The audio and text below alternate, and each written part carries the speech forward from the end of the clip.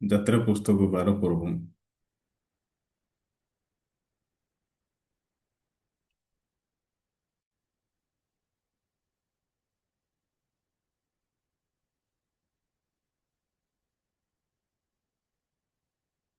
37 ପଦରୁ 42 ପଦ ପର୍ଯ୍ୟନ୍ତ ପଢିବା।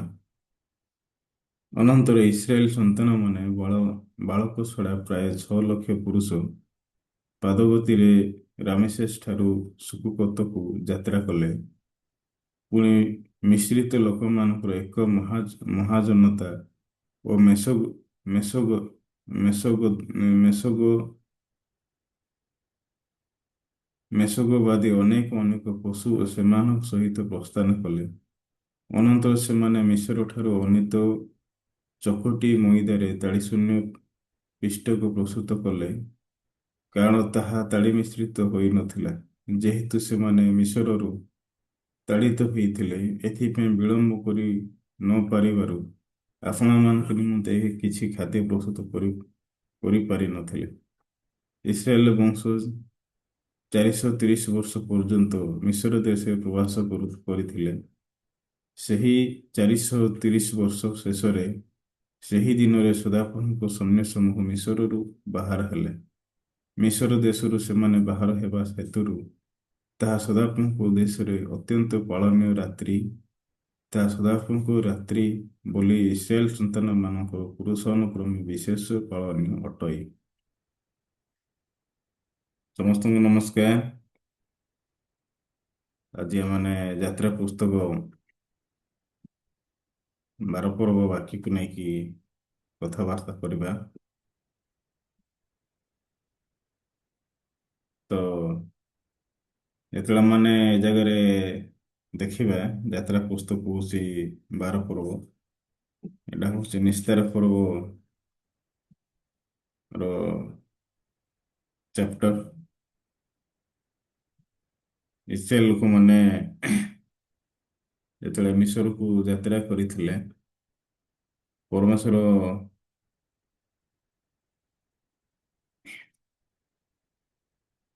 ଅବ୍ରାହ୍ମକୁ କହିଥିଲେ କି ତମର ପିଲାମାନେ, ତମର ଲୋକ ଅନ୍ୟ ଲୋକଙ୍କ ଦ୍ୱାରା ପଠେଇକି ନିଆଯିବେ। 400 ବର୍ଷ ପର୍ଯ୍ୟନ୍ତ ସେମାନେ ଦାସ କର୍ମ କରିବେ। ଏ ପ୍ରକାର ଭାବରେ ସେମାନେ ବହୁତ କ୍ଲେଶ ଭୋଗ କରିବାକୁ ହବ କହିକି ପରମେଶ୍ୱର ଅବ୍ରାହ୍ମକୁ ହିଁ କହିଥିଲେ। ଆଦି ପୁସ୍ତକ 15 ପର୍ବରୁ 13 ପଦରେ। ତ ସେ ବାକ୍ୟ ଦିନେ ପୂରଣ ହଉଛି। ଆଉ ଇସ୍ରାଏଲ ଲୋକମାନେ ଯେତେବେଳେ ବାହାରିକି ଯାଇଥିଲେ, ତ ସେମାନେ 70 ପ୍ରାଣୀ ଥିଲେ, 70 ଜଣ ଲୋକ ଥିଲେ। ଆଉ 70 ଜଣ ସେମାନେ ବାହାରିକି ଗଲେ। କିନ୍ତୁ ଯେତେବେଳେ ମିଶର ଦେଶରୁ ଯେତେବେଳେ ବାହାରିଲେ, ପୁରୁଷ ସଂଖ୍ୟା ପାଖାପାଖି 6 ଲକ୍ଷ ଥିଲା। ଆଉ ପିଲା ଛୁଆ, ବୁଢ଼ାବୁଢ଼ୀ ଆଉ 18 ବର୍ଷରୁ ତଳକୁ ସଂଖ୍ୟା ଅନୁସାରେ କେବେ କାଉଣ୍ଟ କରାଯାଇନଥିଲା। ସେଥିପାଇଁ ହାରାହାରି ପ୍ରକୃତିରେ କୁହାଯାଉଛି 30 ଲକ୍ଷ ଲୋକ ମିଶରକୁ ପରିତ୍ୟାଗ କଲେ ଆଉ କେନାନ ଦେଶ ଉଦ୍ଦେଶ୍ୟରେ ଯାତ୍ରା କଲେ। ତ ଏ ପ୍ରକାର ଭାବରେ ଦିନେ ପରମେଶ୍ୱର ଏମାନଙ୍କୁ ଦାସ କର୍ମ କରିବା ପାଇଁ ମିଶରକୁ ପ୍ରକୃତିରେ ପଠେଇଲେ। ଆଉ ମିଶର ଦେଶରେ ଯାଇକି ଯେତେବେଳେ ସେମାନେ ରହିଲେ, ବହୁତ କଷ୍ଟ ପାଇଲେ। ଆଉ ପରମେଶ୍ୱର ଯେତେବେଳେ ଦେଖିଲେ ଇସ୍ରାଏଲ ଲୋକମାନେ ଏ ପ୍ରକାର ଭାବରେ 430 ବର୍ଷ ଧରିକି ଦାସ୍ୟ କର୍ମ କରୁଛନ୍ତି, ତ ପରମେଶ୍ୱରଙ୍କୁ ଦିନେ ସେ ବିଷୟ ବହୁତ କଷ୍ଟ ଦେଲା। ତ ପରମେଶ୍ୱର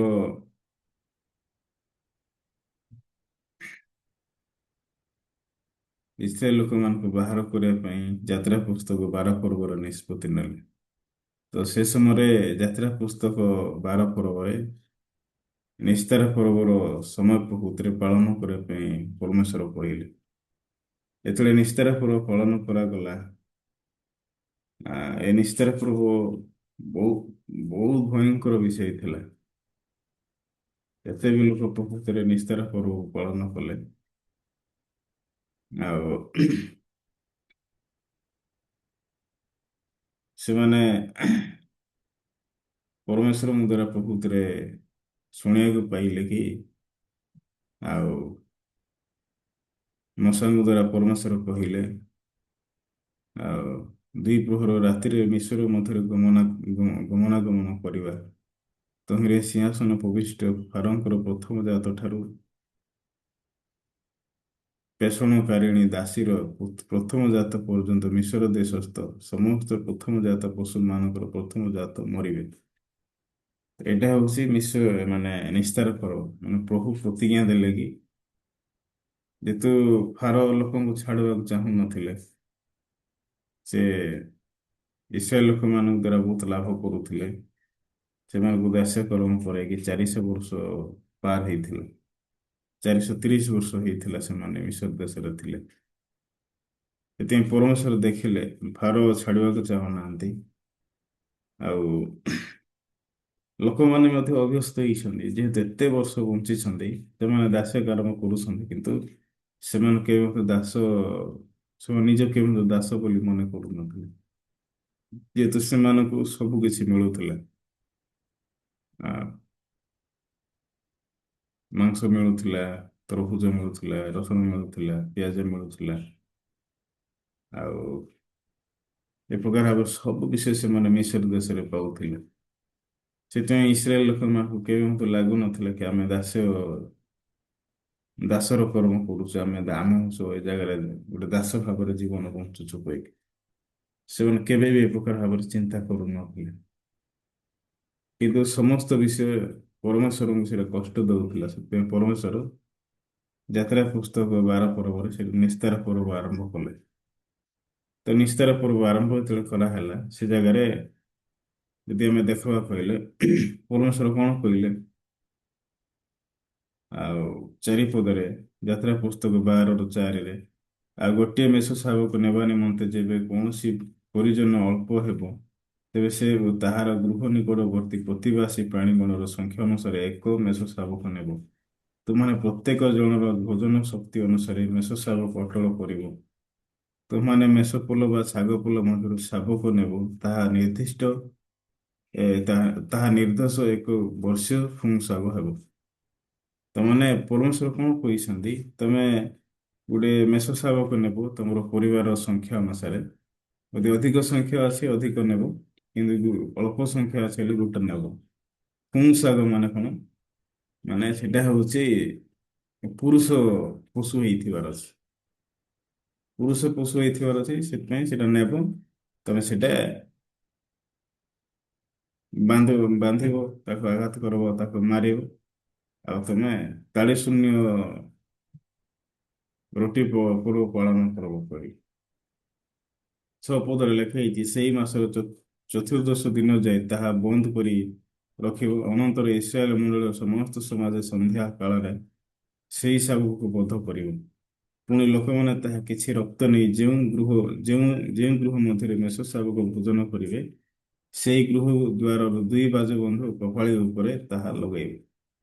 ତ ପରମେଶ୍ୱର ଏ ଜାଗାରେ କହିଲେ ତମେ ଯେତେବେଳେ ବଧ କରିବ 2 ବାଜୁ ବନ୍ଧ କପାଳ ଉପରେ ତା ଲଗେଇବ ମାନେ ଦୁଇଟା ଦ୍ୱାର ବନ୍ଧ ସାଇଡରେ ଲଗେଇବ ଆଉ ଉପରେ ଏହାର ସିମ୍ବଲ ହଉଛି ଖ୍ରୀଷ୍ଟଙ୍କର ପ୍ରତିଛବି କୃଷର ପ୍ରତିଛବି।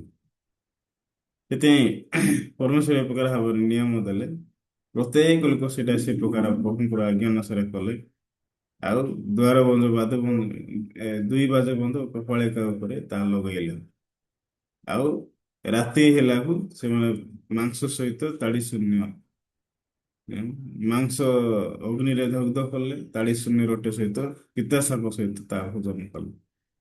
ତ ପରମେଶ୍ୱର କାହିଁକି ମାଂସ ସହିତ ମାଂସ କାହିଁକି ସିଝେଇବା ପାଇଁ କହିଲେ ନାହିଁ କାହିଁକି ପୁଡେଇବା ପାଇଁ କହିଲେ ଯେହେତୁ ପୁଡେଇବା ଦ୍ୱାରା ରକ୍ତ ପ୍ରକୃତରେ ଆ,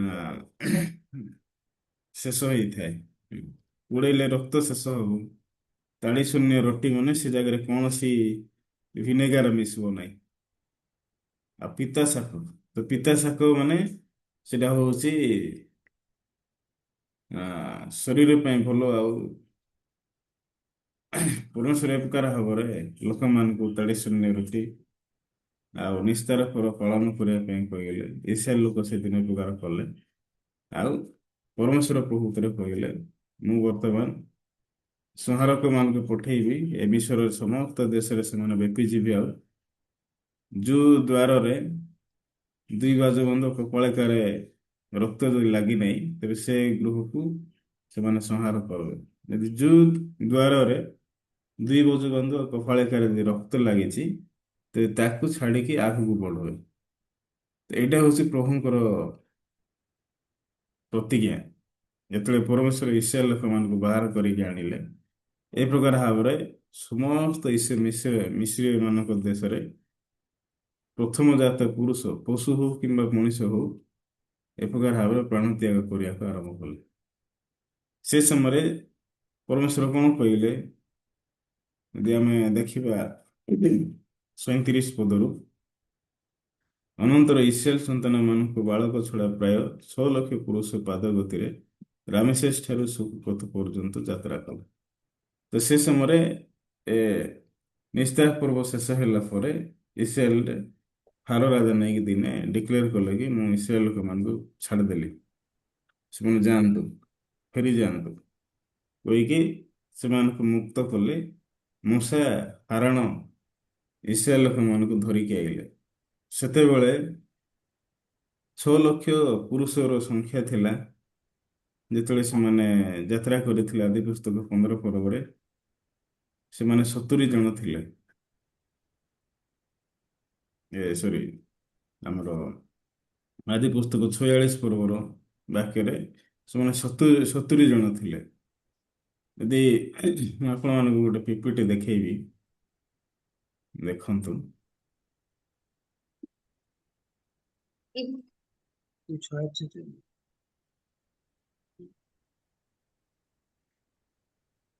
ତ ଏଇଟା ଦେଖନ୍ତୁ, 70 ଜଣ ଜର୍ଣ୍ଣି କଲେ ଇଜିପ୍ଟ ଉପରେ। ଆଉ ଏ ପ୍ରକାର ଭାବରେ ଦିନେ ମାନେ ବାହାରିକି ଆସିଲେ। ତ ତାଙ୍କର ବଂଶ ଅନୁସାରେ ଆଦି ପୁସ୍ତକ 15 ପର୍ବର 13 ପଦରେ କୁହାଯାଇଥିଲା। ଲ୍ୟାଙ୍କ ବଂଶଧର 33 ଜଣ ଥିଲେ, ଶିଳ୍ପାଙ୍କ ବଂଶଧରର 16 ଜଣ ଥିଲେ, ରାହେଲଙ୍କ ବଂଶଧରର 14 ଜଣ ଥିଲେ, ବିଲାଙ୍କ ବଂଶଧରରୁ 7 ଜଣ ଥିଲେ। ସର୍ବମୋଟ 70 ଜଣ ଥିଲେ ଯେଉଁମାନେ ମିଶରକୁ ଯାତ୍ରା କରିଥିଲେ। ତ କିନ୍ତୁ ପରମେଶ୍ୱର ଯେତେବେଳେ ସେମାନଙ୍କୁ ବାହାର କରିକି ଆଣିଲେ, ମରୁଭୂମିରୁ ବାହାର କରିକି ଆଣିଲେ, ସେମାନଙ୍କୁ ମାନ୍ନା ଦେଲେ, ପଥରରେ ଆଘାତ କରିକି ପାଣି ଦେଲେ, ଆଉ ସୁପସାଗର ସାମ୍ନାରେ ସେମାନେ ଛିଡ଼ା ହେଲେ। ପ୍ରଭୁ ସେମାନଙ୍କୁ ଦିନ ବେଳେ ମେଘସ୍ତମ୍ଭ, ରାତିରେ ଅଗ୍ନିସ୍ତମ୍ଭ ଦେଇକି ବାହାର କରିକି ଆଣିଲେ। ଯାତ୍ରା ପୁସ୍ତକ 12ରୁ 40-41 ଲେଖା ହେଇଛି। ତ ଏ ପ୍ରକାର ଭାବରେ ଇସ୍ରାଏଲ ବଂଶ 70 ଜଣ ଗଲେ, କିନ୍ତୁ 6 ଲକ୍ଷ ପୁରୁଷର ସଂଖ୍ୟା ଥିଲା। ଆଦି ପୁସ୍ତକ 46-27ରେ ଦେଖିଲେ, ମିଶରରେ ସେମାନେ ରହିଲେ 430 ବର୍ଷ ଦାସ କର୍ମ କଲେ।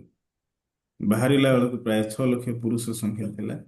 ସମୁଦାୟ ସଂଖ୍ୟା ଅନୁସାରେ ଯଦି ଗଣନା କରାଯିବ କହିଲେ 20-30 ଲକ୍ଷ ବୋଲି ପ୍ରକୃତରେ ଜଣାଯାଏ। ଯାତ୍ରା ପୁସ୍ତକ 12ରୁ 37 ପଦରେ। ତ ମିଶର ଦେଶରେ ଥିଲା ବେଳକୁ ଲୋକମାନେ ଏ ପ୍ରକାର ଭାବରେ ଦାସ୍ୟ କର୍ମ କଲେ। ଫାରୋ ରାଜା ସେମାନଙ୍କ ଉପରେ ଶାସନ କଲେ। ଏମାନେ 430 ବର୍ଷ ଏ ପ୍ରକାର ଭେଟି କର୍ମ କଲେ। କିନ୍ତୁ ଇସ୍ରାଏଲ ଲୋକମାନଙ୍କୁ କେବେ ମୋତେ ଲାଗୁନଥିଲା କି ଆମେ ବର୍ତ୍ତମାନ ଦାସ ଭାବରେ ଜୀବନ ଯାପନ କରୁ, ଏଟା କେତେ ଦୟନୀୟ। ଏମାନେ ଥରେ ବି ସେନ୍ସ କରୁନଥିଲେ। ଯେହେତୁ ସେମାନେ ଏତେ ବର୍ଷ ଯେହେତୁ ବଞ୍ଚିଥିଲେ, ସେମାନଙ୍କ ଅଭ୍ୟାସ ଥିଲା। ଅଭ୍ୟାସରେ ସେମାନେ ପରିଣତ ହେଇଥିଲେ।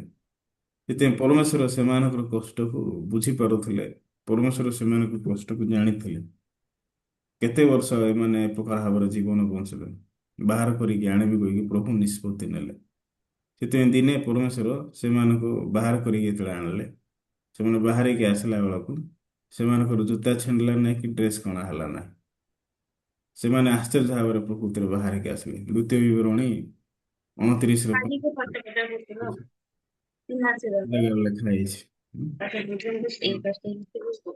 ମାଇକ୍ ମ୍ୟୁଟ୍ କରନ୍ତୁ, କିଏ ଅନମ୍ୟୁଟ୍ କରିଛନ୍ତି। ତ ଏ ପ୍ରକାର ଭାବରେ ସେମାନଙ୍କର ଚପଲ ବି ଛିଣ୍ଡିଲା ନାହିଁ, ଡ୍ରେସ୍ ବି ଛିଣ୍ଡିଲା ନାହିଁ।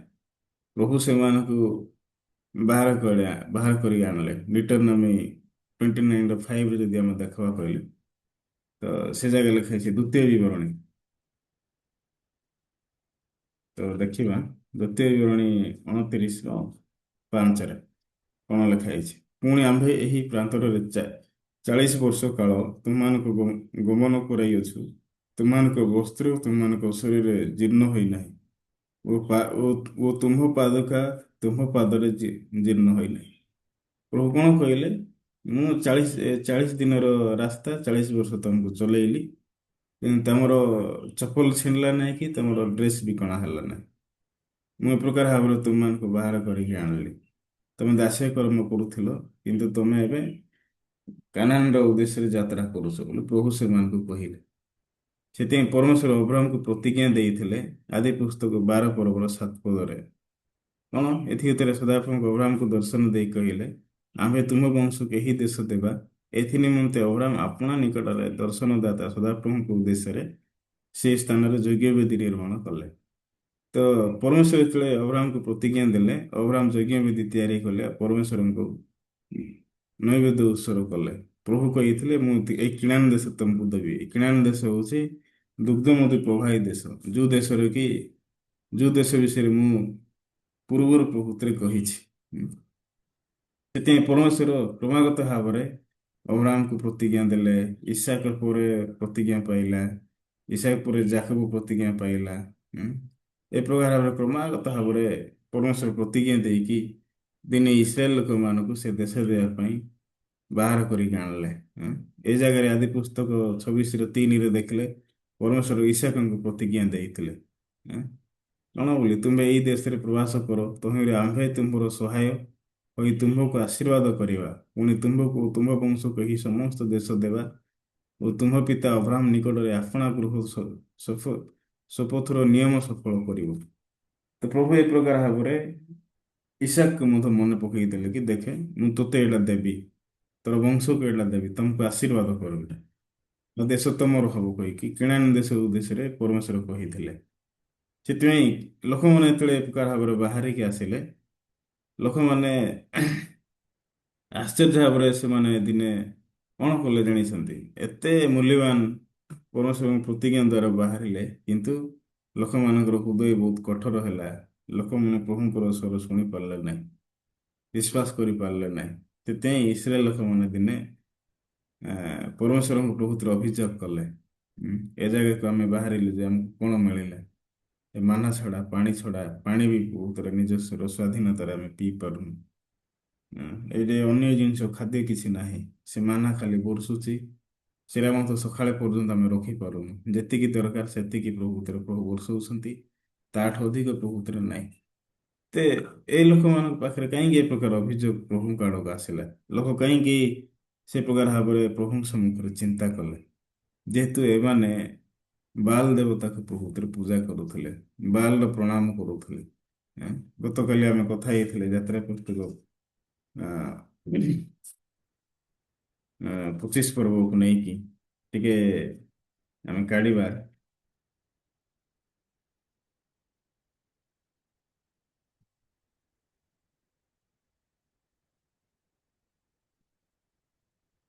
25 ପର୍ବର 1 ପଦରୁ ଯଦି ଆମେ ଦେଖିବା, ଅନନ୍ତର ସଦାବ ମଶାଙ୍କୁ କହିଲେ, ତୁମ୍ଭେ ଇସ୍ରାଏଲ ସନ୍ତାନମାନଙ୍କୁ ଆମ୍ଭ ନିମନ୍ତେ ଉପହାର ସଂଗ୍ରହ କରିବାକୁ କୁହ। ଯାହାର ହୃଦୟ ଯାହାକୁ ଇଚ୍ଛୁକ କରାଏ ତାହାଠାରେ ତୁମମାନଙ୍କୁ ଆମ୍ଭର ସେ ଉପହାର ଗ୍ରହଣ କରିବ।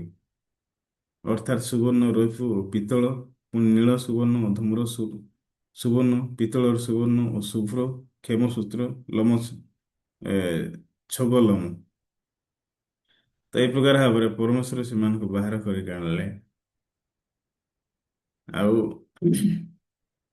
ସେମାନେ ଯେତେବେଳେ ବାହାରିକି ଆସିଲେ, ଦିନେ ଏମାନେ ସିଟିମରେ ପହଞ୍ଚିଲାକୁ ଏମାନଙ୍କ ହୃଦୟ ବହୁତ କଠୋର ହେଲା। ଆଉ ପରମେଶ୍ୱରଙ୍କୁ ସେମାନେ ବହୁତ କଥା କଥା କହିଲେ। ଆମେ ଏ ଜାଗାକୁ ଆସିଲୁ, ଆମକୁ କଣ ମିଳିଲା, ଆମେ କଣ ପାଇଲୁ, ଆଉ ଆମକୁ କଣ ଦିଆହେଲା ବୋଲି ସେମାନେ ପ୍ରକୃତରେ କଥା ହେଲେ। ଗଣନା ପୁସ୍ତକରେ ମଧ୍ୟ ଯଦି ଆମେ ଦେଖିବା 21 ପର୍ବର, ତ ସେ ଜାଗାରେ ମଧ୍ୟ କଣ ଲେଖା ହେଇଛି ଟିକେ କାଢନ୍ତୁ। ଗଣନା 21 ପର୍ବ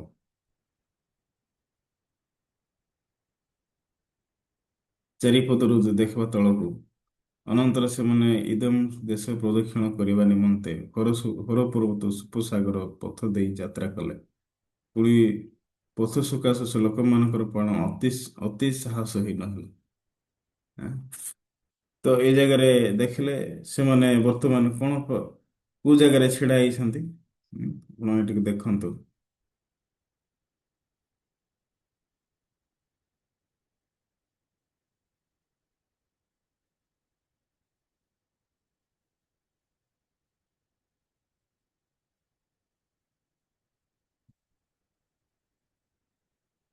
ଓକେ, କୁଆଡେ ଗଲା ସେଟା?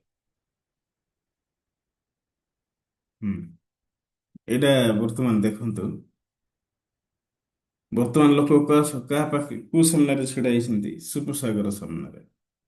ତ ପ୍ରଭୁ କହିଲେ ଏଇଟା ଅତିକ୍ରମ କର, ପାଦ ପକା, ପାଣି ଦି ଭାଗ ହବ କହିଲେ। ଏ ମରୁଭୂମିରେ ମୁଁ 40 ଦିନର ରାସ୍ତା କିନ୍ତୁ 40 ବର୍ଷ ତମକୁ ଚଲେଇବି। ଦିନ ବେଳେ ମେଘସ୍ତମ୍ଭ, ରାତିରେ ଅଗ୍ନିସ୍ତମ୍ଭ ଦେଇକି ତମକୁ ମାନ୍ନା ଦେବି, ପାଣି ଦେବି, ସୁପସାଗର ଅତିକ୍ରମ କର କହିଲି। ଲୋକମାନେ ଯେତେବେଳେ ସୁପସାଗର ସାମ୍ନାରେ ଛିଡା ହେଲେ, ପରମେଶ୍ୱରଙ୍କୁ ବହୁତ ଅଭିଯୋଗ କଲେ। ଯେହେତୁ ପଛପଟେ ମିଶ୍ର ମାନେ ଗୋଡଉଥିଲେ ଇସ୍ରାଏଲ ଲୋକମାନଙ୍କୁ ମାରିବା ପାଇଁ, ଆଗରେ ସୁପସାଗର ଅଛି, ଲୋକମାନଙ୍କର ଜୀବନରେ ବହୁତ କଷ୍ଟ ଆସିଲା। ହୁଁ। ଆମେ 400 ବର୍ଷ ମିଶର ଦେଶରେ ଥିଲେ ସୁଦ୍ଧା ଏତେ କଷ୍ଟ ପାଇନଥିଲୁ। କିନ୍ତୁ ବର୍ତ୍ତମାନ ପ୍ରଭୁଙ୍କର ସ୍ୱର ଶୁଣିକି ମିଶରକୁ ପରିତ୍ୟାଗ କରିକି କିଣାନ ଦେଶରେ ଯାତ୍ରା କରୁଛୁ, ଆମକୁ ଏତେ କଷ୍ଟ କରିବାକୁ ପଡୁଛି। ହୁଁ। ଯେହେତୁ ସେମାନେ ଏତେ ଲୋକ ପ୍ରଭୁତରେ ଥିଲେ, 6 ଲକ୍ଷ ପଦାତିକ, ପାଖାପାଖି 30 ଲକ୍ଷ ପ୍ରଭୁତରେ ମୋ ସାଙ୍ଗ ପଛରେ ଅଛନ୍ତି। ପ୍ରଭୁ କହିଲେ ଆଉ ପାଦ ପକାଅ, ମୁଁ ସେ କାମ କରିବି କହିଲି। 5 ପଦ ଲେଖାଇଛି, ତମରି ଲୋକମାନେ ପରମେଶ୍ୱରଙ୍କ ବିରୁଦ୍ଧରେ ମଶାଙ୍କ ବିରୁଦ୍ଧରେ କହିଲେ, କିଏ ହେତୁ ତୁମମାନେ ମଶାଙ୍କ ପ୍ରାନ୍ତରରେ ମାରିବାକୁ ମିଶ୍ର ଦେଶରୁ ବାହାର କରି ଆଣିଲ? ଦେଖ ଏଠାରେ ରୁଟି ନାହିଁ କି ଜଳ ନାହିଁ, ପୁଣି ଆମମାନଙ୍କ ପ୍ରାଣ ଏହି ଲୋକମାନଙ୍କୁ ଘୃଣା କରେ। ସେତେବେଳେ ସଦାପ୍ରଭୁ ଲୋକମାନଙ୍କ ମଧ୍ୟରୁ କାହାକୁ ଦାହକ ସର୍ପ ପ୍ରେରଣ କରନ୍ତେ, ସେମାନେ ଲୋକମାନଙ୍କୁ ଦଂଶନ କଲେ, ତହିଁରେ ଇସ୍ରାଏଲର ଅନେକ ଲୋକ ମଲେ। ସେଥିପାଇଁ ଏ ଜାଗାରେ ପ୍ରଭୁଙ୍କୁ ଯେତେବେଳେ ଲୋକ ଅଭିଯୋଗ କଲେ, ପରମେଶ୍ୱର କଣ ପ୍ରେରଣ କଲେ ଲେଖା ହେଇଛି? ଦାହକ ସର୍ପ। ଦାହକ ସର୍ପ ଯେତେବେଳେ ଆସିଲା, ଲୋକମାନେ ନେଇକି ସମସ୍ତେ ମରିବାକୁ ଆରମ୍ଭ କଲେ। ପ୍ରଭୁ ନେଇକି କଷ୍ଟ ଦେଲେ ସେ ଜାଗାରେ। ପ୍ରଭୁ କାହିଁକି କଷ୍ଟ ଦଉଛନ୍ତି? ଲୋକମାନେ କାହିଁକି ବର୍ତ୍ତମାନ କଷ୍ଟ ପାଉଛନ୍ତି? ଏତେ ଲୋକମାନେ ପ୍ରଭୁଙ୍କର ହୃଦୟ କଣ, ପ୍ରଭୁଙ୍କର ଇଚ୍ଛା କଣ ବୁଝିପାରୁନାହାନ୍ତି। ସେଥିପାଇଁ ଆମେ ଯେତେବେଳେ ସ୍ପିରିଚୁଆଲ ଲାଇଫ୍ ବଞ୍ଚୁଛୁ ପରିତ୍ରାଣ ପାଇଲା ପରେ, ଆମମାନଙ୍କର ହୃଦୟରେ ମଧ୍ୟ ଅଧିକାଂଶ ସମୟରେ ସେ ପ୍ରକାର ଭାବରେ ଆମେ ବଞ୍ଚିଥାଉ। ବେଳେବେଳେ ଆମକୁ ଭଲ ଲାଗିବା ବାକ୍ୟ ଅଛି, ବେଳେବେଳେ ଆମକୁ ଭଲ ନ ଲାଗିବା ବାକ୍ୟ ଅଛି। ଆଉ ଆମକୁ କାହିଁକି ଭଲ ଲାଗିବା ବାକ୍ୟ ଦିଆଯିବ? ଆମକୁ କାହିଁକି ଭଲ ଲାଗିବା ବାକ୍ୟ କୁହାହବ? ଆମର ଇଚ୍ଛା ଅନୁସାରେ ପ୍ରଭୁ କାହିଁକି ଆମର ଜୀବନରେ କାମ କରିବେ? କିନ୍ତୁ ବାସ୍ତବ ବିଷୟ ଯଦି ଆମେ ଦେଖିବା, ଆମେ ପ୍ରଭୁଙ୍କର ହୃଦୟ କଣ, ପ୍ରଭୁଙ୍କର ଇଚ୍ଛା କଣ ଖୋଜିକି ବଞ୍ଚିବାଟା ହଉଛି ଗୋଟେ born again ଖ୍ରୀଷ୍ଟିଆନ ଲାଇଫ। ସେଥିପାଇଁ ପରମେଶ୍ୱର ଏମାନଙ୍କ ବିଷୟରେ ଭଲସେ ଜାଣିଛନ୍ତି। ସେମାନଙ୍କୁ କୃଷ ପକ୍ଷୀ ପରି ପକ୍ଷୀରେ ସେମାନଙ୍କୁ ବୋହିକି ଆଣିଲେ, ସୁପସାଗର ଅତିକ୍ରମ କରାଇଲେ। ସୁପସାଗର ଅତିକ୍ରମ କଲା ପରେ ଜର୍ଦ୍ଦନ ନଦୀ ପ୍ରକୃତିରେ ଅଛି, ଜର୍ଦ୍ଦନ ନଦୀ ମଧ୍ୟ ପରମେଶ୍ୱର ଅତିକ୍ରମ କରାଇଲେ। କିନ୍ତୁ ଅନେକ ଲୋକଙ୍କ ପାଖରେ ବିଶ୍ୱାସ ନଥିଲା। ସେଥିପାଇଁ ଏ ମରୁପ୍ରାନ୍ତରେ ସମସ୍ତେ ମରା ପଡ଼ିଲେ। 24,000 ଲୋକ ପ୍ରକୃତିରେ ମରିଗଲେ ଅବିଶ୍ୱାସ ପାଇଁ। ସେମାନେ ବିଶ୍ୱାସ କରିପାରିଲେନି ପ୍ରଭୁ ଏ ଦେଶ ଆମକୁ ଦେଇଛନ୍ତି, ଏ ଦେଶରେ ଆମେ ଅଧିକାର କରିବୁ। ଦିନେ କିଣାନ ଦେଶ ଉଦ୍ଦେଶ୍ୟରେ ଅନୁସନ୍ଧାନ ପାଇଁ ପରମେଶ୍ୱର ଲୋକ ପଠେଇଲେ, 12 ଗୋଷ୍ଠୀ ପଠେଇଲେ। ଲୋକ ଗଲେ, ଅନୁସନ୍ଧାନ କଲେ, କିନ୍ତୁ ଯୀହୋଶୁଆ କାଲେବ ଛଡ଼ା କିଏ ବିଶ୍ୱାସରେ କହିପାରିଲେନି। ସେଥିପାଇଁ କିଣାନରେ ଶେଷରେ ଯୀହୋଶୁଆ କାଲେବ ଛଡ଼ା କିଏ ପଶି ପାରିଲେନି। ଏ ଦୁଇଟା ଗୋଷ୍ଠୀ ହିଁ ପଶିଲେ।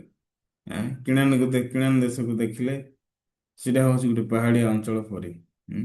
ସେ ଅନାକାର ସନ୍ତାନମାନେ ବାସ କରୁଅଛନ୍ତି। ସେମାନଙ୍କ ଦୃଷ୍ଟିରେ ସେମାନେ ନିଜକୁ ଦେଖିଲେ ଫଡ଼ିଙ୍ଗ ପରି। ଫଡ଼ିଙ୍ଗ ମାନେ କଣ?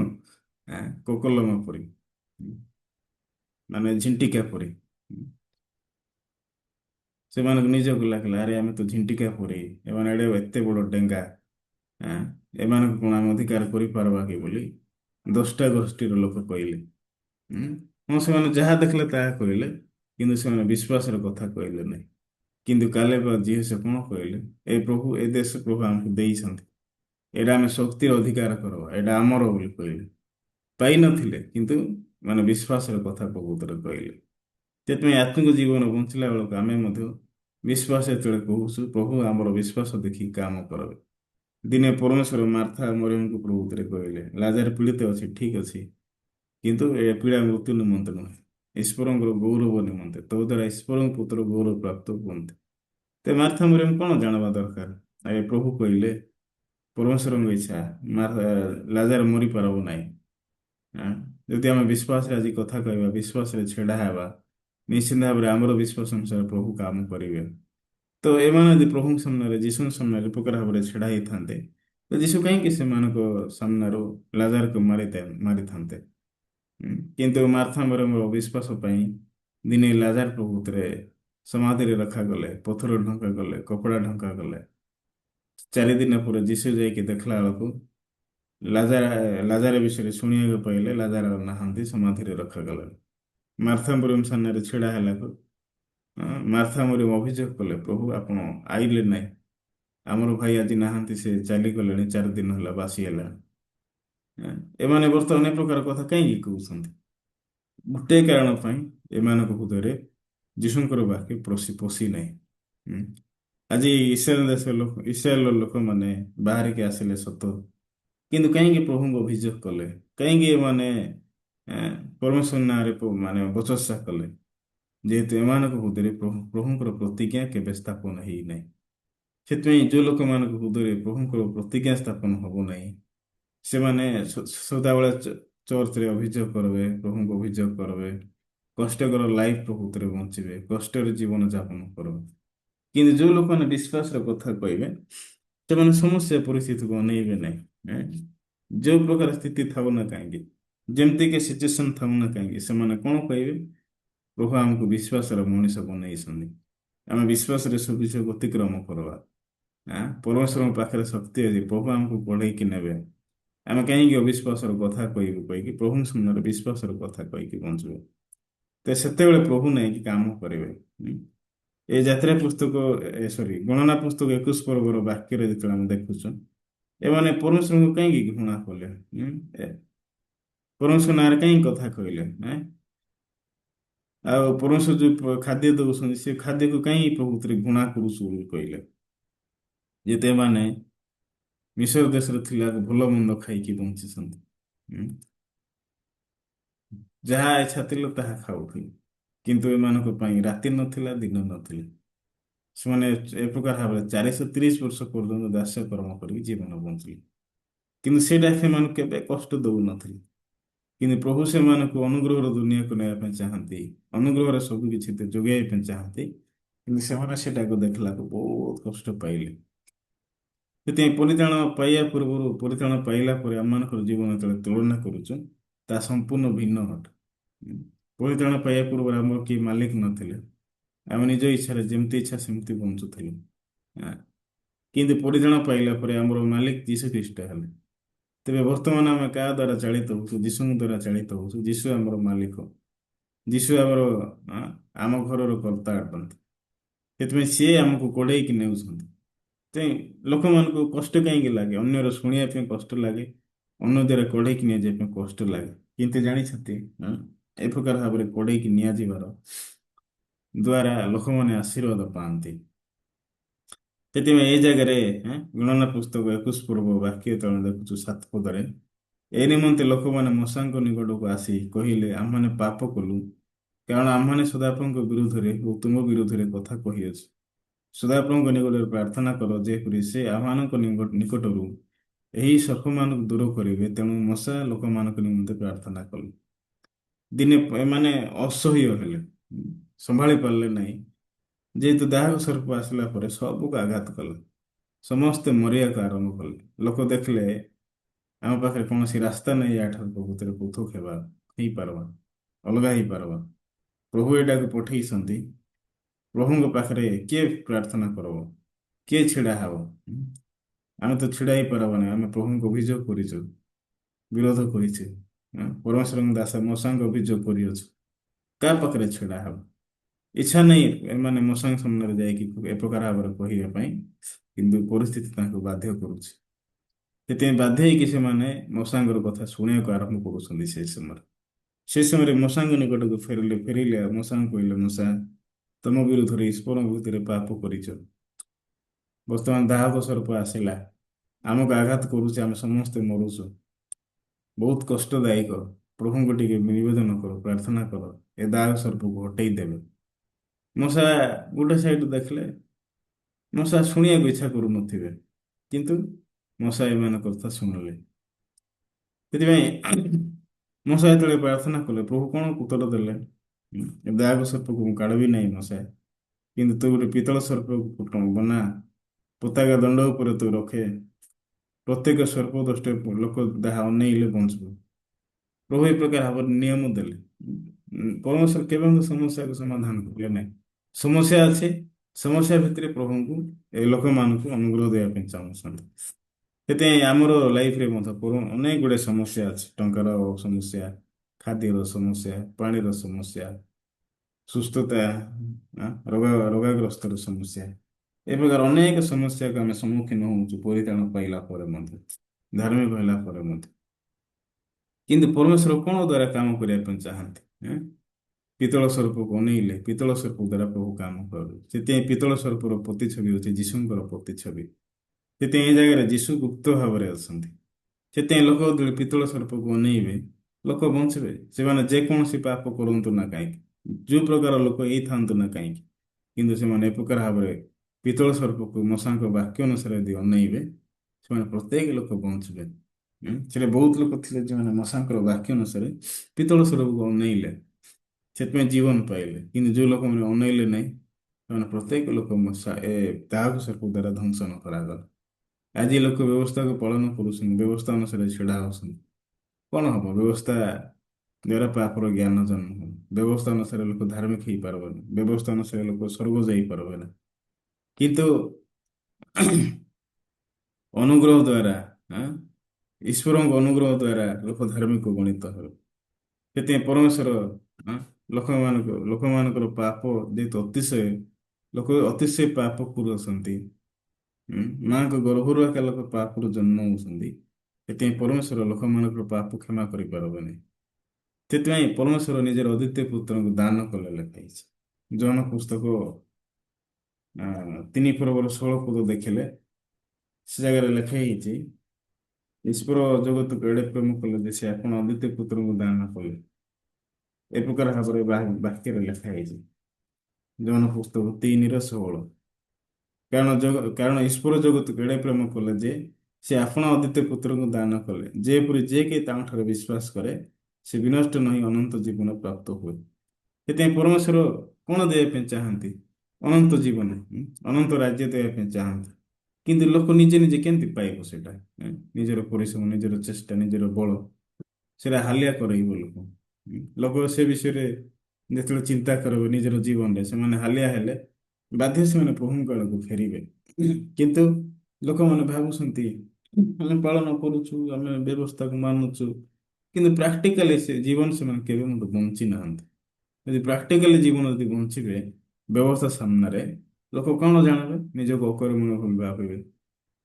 ଆମେ କରିପାରିବୁ ନାହିଁ, ପ୍ରଭୁ ଆମ ଦ୍ୱାରା ହବ ନାହିଁ ବୋଲି ପ୍ରଭୁଙ୍କୁ ନିଜେ ମୁଖରୁ ସ୍ୱୀକାର କରିବେ। ସେତେବେଳେ ପ୍ରଭୁ କଣ କହିବେ? ଏ ମୂର୍ଖ ମାନେ ତମେ ପିତ୍ତଳ ସ୍ୱରୂପ ବନା। ପିତ୍ତଳ ସ୍ୱରୂପର ପ୍ରତିଛବି ହେଉଛି ଯୀଶୁଙ୍କର ପ୍ରତିଛବି। ମୁଁ ତମ ପାଇଁ ମୋର ଅଦ୍ୱିତୀୟ ପୁତ୍ରଙ୍କୁ ଦାନ କରିଅଛି, ଯିଏକି ତମମାନଙ୍କୁ ଅନନ୍ତ ଜୀବନ ଦେବେ। ତାଙ୍କଠାରେ ଅନନ୍ତ ଜୀବନ ଅଛି। ତମେ କାହିଁକି ନିଜଠାରେ ଅନନ୍ତ ଜୀବନ ଖୋଜୁଛ? ନିଜର କର୍ମ ଉପରେ କାହିଁକି ନିର୍ଭର କରୁଛ? କାଢି ଦିଅ, ଫିଙ୍ଗି ଦିଅ, ବୁଲେଇ ଦିଅ, ତମର ଡ୍ରେସ୍ କାଢି ଦିଅ, ଯୀଶୁଙ୍କର ଡ୍ରେସ୍ ପିନ୍ଧ। ପରମେଶ୍ୱର ଏ ପ୍ରକାର ଭାବରେ ଲୋକଙ୍କ ସହିତ କଥା ହେବେ ସେତେବେଳେ। କିନ୍ତୁ ଲୋକ ସେ ପ୍ରକାର ଭାବରେ ପ୍ରଭୁଙ୍କ ସାମ୍ନାରେ ଛିଡ଼ା ହଉନାହାନ୍ତି। ଲୋକ ନାହିଁ କି କଣ୍ଟିନ୍ୟୁସଲି ନିଜର ଚିନ୍ତା, ନିଜର କର୍ମ ବିଶ୍ୱାସ କରୁଛନ୍ତି। ସେଥିପାଇଁ ପରମେଶ୍ୱର ଏ ଜାଗାରେ କ୍ଲିୟରଲି ପ୍ରଭୁତରେ କହିଲେ, କାରଣ କାରଣ ଈଶ୍ୱର ଜଗତକୁ ଏଡ଼େ ପ୍ରେମ କଲେ ଯେ ସେ ଆପଣ ଅଦ୍ୱିତୀୟ ପୁତ୍ରଙ୍କୁ ଦାନ କଲେ। ତ ପରମେଶ୍ୱର କାହାକୁ ପ୍ରେମ କଲେ ଲେଖା ହେଇଛି? ଜଗତ ମାନେ ଜଗତର ଲୋକମାନଙ୍କୁ ବୁଝଉଛି, ଆମମାନଙ୍କୁ ବୁଝଉଛି। ସେଥିପାଇଁ ପରମେଶ୍ୱର ଆମମାନଙ୍କୁ ଭଲ ପାଇଲେ, ଆମକୁ ପ୍ରେମ କଲେ। ସେଥିପାଇଁ ଆପଣ ଅଦ୍ୱିତୀୟ ପୁତ୍ରଙ୍କୁ ପ୍ରେରଣ କଲେ ଲେଖା ହେଇଛି। 17 ପଦ ଲେଖା ହେଇଛି, ଯେଣୁ ଜଗତରେ ବିଚାର କରିବା ନିମନ୍ତେ ଈଶ୍ୱର ଆପଣା ପୁତ୍ରଙ୍କୁ ଜଗତକୁ ପ୍ରେରଣ କରି ଜଗତ ଯେପରି ତାହାଙ୍କ ଦ୍ୱାରା ପରିତ୍ରାଣ ପ୍ରାପ୍ତ ହୁଏ, ଏଥିପାଇଁ ତାହାଙ୍କୁ ପ୍ରେରଣ କଲେ। ସେଥିପାଇଁ ପରମେଶ୍ୱର ଜଗତକୁ କଣ ଦେବା ପାଇଁ ଚାହାନ୍ତି? ପରିତ୍ରାଣ। ତା ମାନେ ଜଗତର ଲୋକମାନେ ପରିତ୍ରାଣ ପାଆନ୍ତୁ, ସ୍ୱର୍ଗ ରାଜ୍ୟକୁ ଯାଆନ୍ତୁ। ଏଟା ପ୍ରଭୁଙ୍କର ଇଚ୍ଛା। ହୁଁ। ପରମେଶ୍ୱର ଇସ୍ରାଏଲ ଲୋକମାନଙ୍କୁ ଆଜି ବାହାର କରିକି ଆଣିବାର ଗୋଟେ କାରଣ, ଏ ମିଶର ହଉଛି ନରକ ସଦୃଶ, ଫାରୋ ରାଜା ହଉଛନ୍ତି ଶୈତାନ ସଦୃଶ। ସେଥିପାଇଁ ପରମେଶ୍ୱର ମଶା ହାରାଣକୁ ଦ୍ୱାରା ବାହାର କରିକି ଅଣାଗଲା ଇସ୍ରାଏଲ ଲୋକମାନ। ମଶା ହଉଛନ୍ତି ପ୍ରଭୁଙ୍କର ଦାସ, ହାରଣ ହଉଛନ୍ତି ଯାଜକ। ଏ ପ୍ରକାର ଭାବରେ ପ୍ରଭୁ ସେମାନଙ୍କୁ ବାହାର କରିକି ଆଣୁଛନ୍ତି। ତ ଏମାନେ କେବେ ସେନ୍ସ କରିପାରିଲେ ନା, ଯେହେତୁ ସେନ୍ସ ପ୍ରକୃତିରେ ନଥିଲା। ଏମାନେ ସେନ୍ସଲେସ୍ ଲୋକ ପ୍ରକୃତିରେ ଥିଲେ। ସେଥିପାଇଁ ଲୋକମାନେ ପରିତ୍ରାଣ ପାଇଲା ପରେ ଯେତେବେଳେ ନିଜ ଉପରେ ନିର୍ଭର କରିକି ନିଜକୁ କେନ୍ଦ୍ର କରିକି ଯେତେବେଳେ ବଞ୍ଚିବେ, ସେମାନଙ୍କ ପାଖରେ ଏ ପ୍ରକାର ଭାବରେ ଆତ୍ମିକ ସେନ୍ସ ନଥାଏ। ଯେତେବେଳେ ଆତ୍ମିକ ସେନ୍ସ ଲୋକ ଯେତେବେଳେ ହରେଇବେ, ଲୋକମାନେ ନାଇକି ଏ ପ୍ରକାର ଭାବରେ ପାପ କରିବେ। ହଁ, ପାପ କଲେ ବି ପାପ ନାହିଁ ବୋଲି ପ୍ରକୃତିରେ ଲୋକ ବଞ୍ଚିବେ। କିନ୍ତୁ ସତରେ ବାଇବଲରେ ପ୍ରଭୁ କଣ କହିବା ପାଇଁ ଚାହାନ୍ତି? ତମେ ନିଜ ଠାରୁ ବାହାରିକି ଆସ। ମୁଁ ଯୋଉ ଦେଶ ତମ ପାଇଁ ପ୍ରସ୍ତୁତ କରିଛି ସେ ଦେଶକୁ ଆସ। ଦିନେ ଅଭାବ ମଧ୍ୟ ଏ ପ୍ରକାର ଭାବରେ ବାହାରିକି ଆସିଲେ, ମଶା ମଧ୍ୟ ଏ ପ୍ରକାର ଭାବରେ ଦିନେ ନିଜ ଠାରୁ ବାହାରିକି ଆସିଲେ। ଆଉ ଯେତେବେଳେ ଲୋକମାନେ ମଶାଙ୍କର ବାକ୍ୟ ବିଶ୍ୱାସ କଲେ, ପ୍ରଭୁଙ୍କୁ ଦେଇଥିବା ବାକ୍ୟ, ସେ ସମୟରେ ଲୋକମାନେ ମଧ୍ୟ ଏ ପ୍ରକାର ଭାବରେ ବିଶ୍ୱାସରେ କିଣାନ ଦେଶ ଉଦ୍ଦେଶ୍ୟରେ ଯାତ୍ରା କଲେ। ସେଥିପାଇଁ ଏ ଯାତ୍ରା ପୁସ୍ତକ ଆମକୁ କଣ ବୁଝାଏ? ଆମକୁ ନିଜକୁ ଫିଙ୍ଗିବା ପାଇଁ, ନିଜକୁ କାଢ଼ିବା ପାଇଁ ପରମେଶ୍ୱର କହୁଛନ୍ତି। ଆମେ ଯେତେବେଳେ ନିଜକୁ କାଢ଼ିବୁ, ନିଜକୁ ଫିଙ୍ଗିବୁ, ନିଜର ଯୋଜନାକୁ, ନିଜର ସବୁ ବିଷୟକୁ ତଳେ ପକେଇବୁ, ପ୍ରଭୁ ଆମ ଲାଇଫରେ କାମ କରିବାକୁ ଆରମ୍ଭ କରିବେ। ସେଥିପାଇଁ ଭାଇ ଭଉଣୀମାନେ, ସତରେ ଆମେ ଯେତେବେଳେ ଏ ପ୍ରକାର ବିଷୟ ଯେତେବେଳେ ଦେଖୁଛୁ, ପରମେଶ୍ୱର ଆମକୁ ବହୁତ ଭଲ ପାଆନ୍ତି। ପରମେଶ୍ୱର ଆମକୁ ବହୁତ ଭଲ ପାଆନ୍ତି। ପରମେଶ୍ୱର ଆମ ଲାଇଫରେ କାମ କରିବା ପାଇଁ ଚାହାନ୍ତି। ସେଥିପାଇଁ ସେ ପରମେଶ୍ୱର ଆମ ଜୀବନରେ କଣ ଦ୍ୱାରା କାମ କରୁଛନ୍ତି? ପ୍ରତିଜ୍ଞା ଦ୍ୱାରା କାମ କରୁଛନ୍ତି। ଯେମିତି ଅବ୍ରାହମକୁ ପରମେଶ୍ୱର ପ୍ରତିଜ୍ଞା ଦେଲେ, ଇସାକକୁ ପରମେଶ୍ୱର ପ୍ରତିଜ୍ଞା ଦେଲେ, ଯାକବକୁ ପରମେଶ୍ୱର ପ୍ରତିଜ୍ଞା ଦେଲେ। ଆଉ ଇସ୍ରାଏଲ ବଂଶ ବିଷୟରେ ପ୍ରତିଜ୍ଞା ଦେଲେ, ମୁଁ କିଣାନ ଦେଶକୁ ଦେବି, ଏଇଟା ହଉଛି ଦୁଗ୍ଧ ମଧୁ ପ୍ରବାହୀ ଦେଶ, ସେ ଜାଗାକୁ ତମେ ବାହାରିକି ଆସ କହିକି ପ୍ରଭୁ ବାହାର କରିକି ଆଣ। ସେଥିପାଇଁ ଏଇଟା କେତେ ଶାନ୍ତିଦାୟକ, ଖୁସିଦାୟକ ବିଷୟ ନ ହବ? ସେଥିପାଇଁ ପରମେଶ୍ୱର ଆମକୁ କହୁଛନ୍ତି, ମୁଁ ଜଗତର ବିଚାରକର୍ତ୍ତା, ମୁଁ ତ ଜଗତର ତ୍ରାଣକର୍ତ୍ତା। ତମେ ମୋ ଠାରେ ବିଶ୍ୱାସ କଲେ ପରିତ୍ରାଣ ପାଇବ। 18 ପଦ ଲେଖା ହେଇଛି, ଜହନ 3:18, ଯେ ତାଙ୍କଠାରେ ବିଶ୍ୱାସ କରେ ବିଚାରିତ ହୁଏ ନାହିଁ, ଯେ ବିଶ୍ୱାସ କରେ ନାହିଁ ସେ ବିଚାରିତ ହୋଇସାରିଲାଣି। ଲୋକ କାହିଁକି ବିଚାର ପାଉଛନ୍ତି? କାହିଁକି ବିଚାର ଆସୁଛି? ଯେହେତୁ ବିଶ୍ୱାସ କରୁନାହାନ୍ତି। ଯୀଶୁଙ୍କୁ ବିଶ୍ୱାସ କଲେ ବିଚାର ଶେଷ, ଅନନ୍ତ ମୃତ୍ୟୁ ଶେଷ ହେଇଯିବ, ଅନନ୍ତ ଜୀବନ ପାଇବେ, ଜଷ୍ଟ ଖାଲି ଯୀଶୁଙ୍କୁ ବିଶ୍ୱାସ କଲେ। କିନ୍ତୁ ଲୋକ ବିଶ୍ୱାସ କରିପାରୁନାହାନ୍ତି। ସେଥିପାଇଁ ସେମାନଙ୍କ ଜୀବନରେ କଣ ଅଛି? ଅନନ୍ତ ନରକ ଅଛି। ଅନନ୍ତ ନରକରେ ସେମାନେ ହଲବଲ ହେବେ। କିନ୍ତୁ ପ୍ରଭୁ କହିଲେ, ଯିଏ ବିଶ୍ୱାସ କରିବ ତାର ବିଚାର ସରିଲାଣି ବୋଲି କହିଲେ। କାରଣ ଈଶ୍ୱରଙ୍କ ଅଦ୍ୱିତୀୟ ପୁତ୍ରଙ୍କ ନାମରେ ବିଶ୍ୱାସ କରିନାହିଁ। କାହିଁକି ଲୋକ କାହିଁକି କଷ୍ଟ ପାଉଛନ୍ତି? ଈଶ୍ୱରଙ୍କୁ ବିଶ୍ୱାସ କରିପାରୁନାହାନ୍ତି, ସେଇ କାରଣ ପାଇଁ। ସତରେ ଲୋକମାନେ ଈଶ୍ୱରଙ୍କୁ ବିଶ୍ୱାସ କରିବେ, କଣ ପାଇବେ? ଅନନ୍ତ ଜୀବନ ପାଇବେ। ସେଥିପାଇଁ ପରମେଶ୍ୱର ଯାତ୍ରା ପୁସ୍ତକ 12 ପର୍ବରେ ଇସ୍ରାଏଲ ଲୋକମାନଙ୍କୁ କହିବା ପାଇଁ ଚାହୁଁଛନ୍ତି, ତମେ ନିସ୍ତାର କର, ପାଳନ କର, ତାଡ଼ି ଶୂନ୍ୟ ରୁଟି ସହିତ ପିତା ଶାକ ଭୋଜନ କର। ଓ କାହିଁକି ପିତା ଶାକ? ତାଡ଼ି ଶୂନ୍ୟ ରୁଟି ସହିତ ପିତା ଶାକ କାହିଁକି ଭୋଜନ କର? ତମର ନିଜର କର୍ମ ମିଶାଅ ନାହିଁ, ନିଜର ଚିନ୍ତା, ନିଜର ବ୍ୟବହାର ଟିକେ ବି ଆଡ୍ ନ ହଉ। ମୁଁ ଯେମିତି କହିଲି ସେମିତି କର। ଆଉ 2 ବାଜେ ବନ୍ଧ କପାଳିକାରେ ଏସବୁ ଗଛ ଦ୍ୱାରା ତମେ ରକ୍ତ ଲଗାଅ କହିଲି। ସେଥିପାଇଁ ପରମେଶ୍ୱର ଆମମାନଙ୍କୁ ନେଇକି ଏସବୁ ଗଛ ପରି ବ୍ୟବହାର କରୁଛନ୍ତି। ସେଥିପାଇଁ ପରମେଶ୍ୱର କଣ ଦେଖିବା ପାଇଁ ଚାହାନ୍ତି? 2 ବାଜେ ବନ୍ଧ କପାଳିକାରେ ରକ୍ତ ଲାଗିଛି ନା ନାଇଁ? ସେ ରକ୍ତକୁ ଦେଖିକି ପ୍ରଭୁ ବିଚାରକୁ ଦେବେ, ସଂହାରକ ମାନଙ୍କୁ କହିବେ, ଆଦେଶ ଦେବେ। ଏ ସଂହାରକ ମାନେ ହଉଛନ୍ତି ଦୂତମାନେ। ସେଥିପାଇଁ ପରମେଶ୍ୱର ଆମମାନଙ୍କ ଜୀବନରେ ମଧ୍ୟ ସେ ଯୀଶୁଙ୍କର ରକ୍ତ ପାଇବା ପାଇଁ ଚାହୁଁଛନ୍ତି, ଦେଖିବା ପାଇଁ ଚାହୁଁଛନ୍ତି। ଆମର ବୋଧେ ଯେତେବେଳେ ଯୀଶୁଙ୍କର ରକ୍ତ ଲାଗିଛି ଆମେ ବଞ୍ଚିବୁ। ହୁଁ। ଆମେ ଯେତିକି ଲୋକ ଯେତେ ବଡ଼ ଅପରାଧୀ ବି ହେଇଥାଉ ନା କାହିଁକି, କିନ୍ତୁ ଆମର ହୃଦୟ ଭିତରେ ଯୀଶୁଙ୍କର ରକ୍ତ ଯଦି ଲାଗିଛି, ପରମେଶ୍ୱର ଆମକୁ କେବେ ସଂହାର କରିପାରିବେ ନାହିଁ, କେବେ ଆମକୁ ଅନନ୍ତ ନରକକୁ ପଠେଇ ପାରିବେ ନାହିଁ। କିନ୍ତୁ ବାହିକା ଭାବରେ ସେ ଜାଗାରେ କଣ କଣ କହିବେ? ମୁଁ ତମ ପାଇଁ କିଣାନ ଦେଶ ଦେଇଛି। ଏ କିଣାନ ଦେଶ ହଉଛି ସ୍ୱର୍ଗର ପ୍ରତିଛବି। ସେଥିପାଇଁ ପରମେଶ୍ୱର ଆମମାନଙ୍କୁ ଏ ପ୍ରକାର ଭାବରେ କଢ଼େଇକି ନେବା ପାଇଁ ଇଚ୍ଛା କରନ୍ତି ଭାଇମାନେ। ତ ଆଶା କରେ ଆଜି ବାକ୍ୟ ଦ୍ୱାରା ଖୁସି ଆନନ୍ଦ ପ୍ରକୃତିରେ ପାଇବେ। ମୁଁ ଆଜି ଏତିକି କହିବି, ପ୍ରାର୍ଥନା କରିବା। ଧନ୍ୟବାଦ ଦଉଛୁ ମଙ୍ଗଳମୟ ପରମେଶ୍ୱର ପିତା, ଆଜି ସକାଳର ଉପାସନା କରିବା ପାଇଁ ଆମେ ଅନୁଗ୍ରହ ପାଇଲୁ। ଇସ୍ରାଏଲ ଲୋକମାନଙ୍କ ଉପକାର ଭାବରେ ସେମାନେ ହୃଦୟ ରଖିଥିଲେ ମିଶର ଦେଶରୁ ବାହାରିକି ଆସିଲା ବେଳକୁ। ସେମାନେ ପ୍ରଭୁଙ୍କର ବାକ୍ୟ କେବେ ବିଶ୍ୱାସ କରିପାରୁନଥିଲେ। ଯଦି ବି 430 ବର୍ଷ ଧରିକି ସେମାନେ ଦାସ୍ୟ କର୍ମ କରୁଥିଲେ, କିନ୍ତୁ ସେମାନଙ୍କ ହୃଦୟରେ କୌଣସି ସେନ୍ସ ନଥିଲା କି ଆମେ ଜଣେ ଦାସ୍ୟ ଭାବରେ ବଞ୍ଚୁଛୁ। ଏମାନେ ଅଛନ୍ତି ପ୍ରତିଜ୍ଞାର ଛୁଆମାନେ, ପ୍ରତିଜ୍ଞା ପାଇଥିବା ଲୋକମାନେ, କିନ୍ତୁ ପ୍ରତିଜ୍ଞାକୁ ପରିତ୍ୟାଗ କରିକି ଜୀବନକୁ ଯେହେତୁ କାଟୁଥିଲେ, ସେମାନଙ୍କ ପାଖରେ କୌଣସି ସେନ୍ସ ନଥିଲା। ଯେହେତୁ ସେମାନେ ମିଶର ଦେଶରେ ଯାହା ଇଚ୍ଛା ତାହା ଖାଇପାରୁଥିଲେ, କିନ୍ତୁ ସେମାନେ ଯେତେବେଳେ କିଣାନ ଦେଶ ଉଦ୍ଦେଶ୍ୟରେ ଯାତ୍ରା କଲେ, ଇଜିପ୍ଟ ପ୍ରକୃତିରେ ଛାଡ଼ିକି କାନାନ ଦେଶ ଉଦ୍ଦେଶ୍ୟରେ ସେମାନେ ଯେତେବେଳେ ଜର୍ଣ୍ଣି କଲେ, ସେମାନଙ୍କୁ ବହୁତ କଷ୍ଟ ଲାଗିଲା। କିନ୍ତୁ ପରମେଶ୍ୱର ସେମାନଙ୍କୁ ଦିନ ବେଳେ ମେଘସ୍ତମ୍ଭ, ରାତିରେ ଅଗ୍ନିସ୍ତମ୍ଭ, ସୁପସାଗର ଅତିକ୍ରମ କରେଇକି କିଣାନ ଦେଶ ପ୍ରଭୁତ୍ୱରେ ଦେଲେ। କିନ୍ତୁ ସେ ବିଷୟ କେବେ ମଧ୍ୟ ସେମାନେ ବିଶ୍ୱାସ କରିପାରୁନଥିଲେ। ସେମାନେ ମାନକ ଆମେ ଲଘୁ ଜ୍ଞାନ କରିକି ଆମେ ଏଇଟାକୁ ତୁଚ୍ଛ କରୁଛୁ କହିଲେ, ଆମେ ଏଇଟା ଭଲ ଲାଗୁନାହିଁ, ଏଇଟା ଆମେ ଘୃଣା କରୁଛୁ ପ୍ରକୃତିରେ କଥା ହେବୁ। ମୂଷାଙ୍କ ବିରୁଦ୍ଧରେ, ପ୍ରଭୁଙ୍କ ବିରୁଦ୍ଧରେ କଥା ହେବା। ମିଶର ଦେଶର ଖାଇବା ପିଇବା ବିଷୟକୁ ମନେ ପକେଇକି ପ୍ରଭୁଙ୍କୁ ଘୃଣା କଲେ, ବାକ୍ୟକୁ ଫିଙ୍ଗିଦେଲେ। ଦିନେ ପରମେଶ୍ୱର ଭାବରେ ଲୋକଙ୍କୁ ମରୁପ୍ରାନ୍ତରେ 24,000 ଲୋକକୁ ମାରିଲେ। କିନ୍ତୁ ସେ ଲୋକମାନଙ୍କୁ ଗୋଟେ ପରମେଶ୍ୱର ଶିଖିବା ପାଇଁ ଚାହାନ୍ତି କି ତମେ ଯେତେବେଳେ ନିଜର ଚିନ୍ତାରେ ନିଜର ଦୁନିଆରେ ବଞ୍ଚିଲେ, ତମେ କିଣାନ ଦେଶ ଅଧିକାର କରିପାରିବ ନାହିଁ। ସେଥିପାଇଁ ତମେ ଏ ଜାଗାରେ ନିସ୍ତାର ପର୍ବ ପାଳନ କର। ଦୁଇ ବନ୍ଧ ବାଦ ଦୁଇ ଦୁଇ ବାଜ ବନ୍ଧ କପାଳିକାରେ ରକ୍ତ ଲଗାଅ। ଏସବୁ ଗଛ ଦ୍ୱାରା ରକ୍ତକୁ ଲଗେଇକି ଏ ପ୍ରକାର ଭାବରେ ତମେ ଲଗାଅ। ମୁଁ ସ୍ୱାରକ ମାନଙ୍କୁ ଯେତେବେଳେ ପଠେଇବି, ସେ ଜାଗାରେ ସ୍ୱାରକ ମାନେ ରକ୍ତ ଲାଗିଥିବା ଦେଖିକି ସେମାନେ ଆଗକୁ ଅତିକ୍ରମ କର। ତା ମାନେ ବିଚାର ଆସିବ, କିନ୍ତୁ ମରିପାରିବନି, ବହୁ କହିବା ପାଇଁ ଚାହୁଁଛନ୍ତି। ଆଜି ଏ ପ୍ରକାର ବାକ୍ୟ ଦ୍ୱାରା ପରମେଶ୍ୱର ଆମେ ଅନୁଗ୍ରହ ପାଇଲୁ, ଦୟା ପାଇଲୁ, ବେଶୀ ଧନ୍ୟବାଦ ଦେଉଛି। ସତରେ ଆମେ କେତେ କଦର୍ଯ୍ୟ ପାପୀ ଥିଲୁ, କିନ୍ତୁ କେବଳ ଯୀଶୁଙ୍କର ରକ୍ତ ପାଇଁ ଆଜି ଆମେ ଧାର୍ମିକ ପବିତ୍ର ଗଣା ଯାଇଅଛୁ। ଆଜି ଲୋକମାନେ ଜଗତରେ ବଞ୍ଚିଲା ବେଳକୁ ମଧ୍ୟ ଏ ପ୍ରକାର ଭାବରେ ଯୀଶୁଙ୍କର ରକ୍ତକୁ ବିଶ୍ୱାସ କରିବେ, ଯୀଶୁ ଖ୍ରୀଷ୍ଟଙ୍କୁ ଗ୍ରହଣ କରିବେ, ସେମାନେ ଅନନ୍ତ ମୁକ୍ତି ପାଇକି ଆଶୀର୍ବାଦର ଜୀବନ ପ୍ରଭୃତିରେ ବଞ୍ଚିପାରନ୍ତି।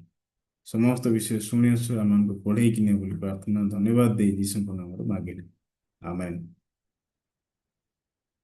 ବହୁତ ବହୁତ ଧନ୍ୟବାଦ ସମସ୍ତଙ୍କୁ।